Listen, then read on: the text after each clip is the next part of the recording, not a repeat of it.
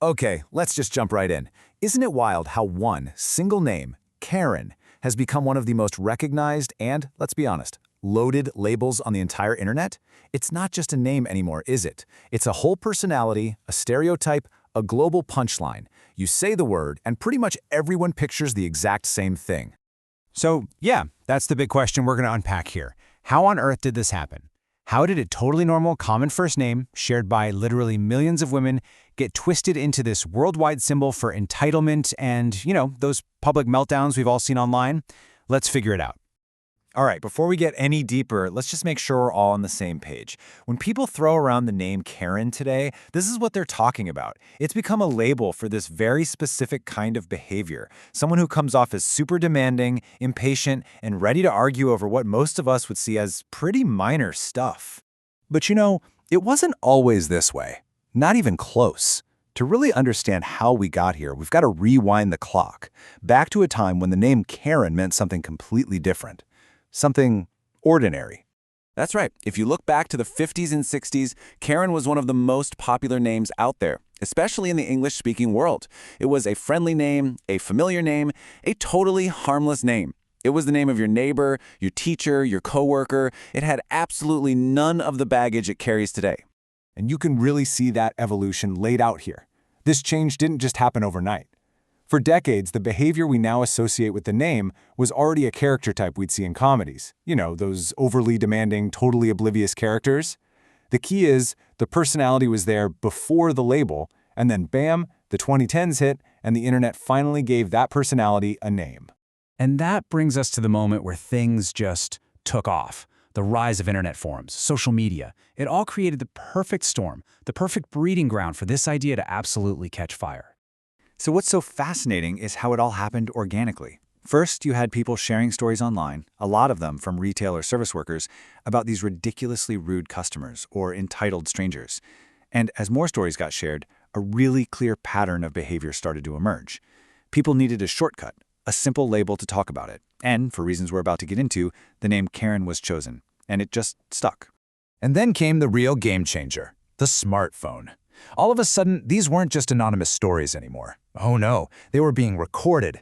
Confrontations in grocery stores, arguments in the park, all of it was being caught on video and blasted across the internet for the whole world to see. Now, what's a good meme without a catchphrase, right? This one phrase became the rallying cry of the whole phenomenon. I want to speak to the manager. It just perfectly captured the whole vibe. Someone who thinks the rules don't apply to them and when challenged, immediately tries to escalate to a higher power. It basically became the unofficial slogan of the Karen meme. So why Karen? Why not Susan or Linda or something else? Well, a few things just lined up perfectly. First, the name was super common for a particular generation, which made it feel recognizable and relatable. It was also pretty neutral. Before the meme, it was a blank slate, which made it easy to attach a new meaning to. And maybe most importantly for internet culture, it's short, it's catchy, and it's easy to type. It was the perfect fuel for a viral fire. But as you can imagine, when a term gets this popular, it stops being just an internet joke. It spills out into the real world. And that's where things get complicated. That's where the real debate and controversy started. So today, when someone gets called a Karen, it's usually because they're showing this specific mix of behaviors. It's not just about complaining. It's about a deep sense of entitlement. This belief that rules are for other people, and this habit of blowing tiny issues way out of proportion, often without a second thought for how it affects anyone else. And this right here is the heart of the debate. On one side, you have people who say, hey, it's a useful, if maybe a little blunt, tool for public accountability. It's a way to call out genuinely bad behavior.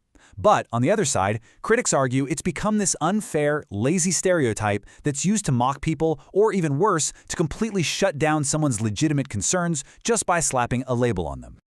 When you really step back and look at it, the whole Karen thing says so much about our culture right now. It's a direct result of living in a world where any moment can be recorded and public judgment is instant and massive. It's like a modern form of public shaming, where one single interaction can go viral and define who you are to the rest of the world, whether that's fair or not. So we're left with this really big question. The story of Karen is this powerful modern fable about how fast language can change, turning a normal name into a powerful symbol. It definitely taps into our shared frustration with entitlement, but it also shows just how easily that frustration can turn into a stereotype. And in this age of instant digital judgment, it forces us all to ask, where do we draw that line between holding people accountable and just creating the next global joke?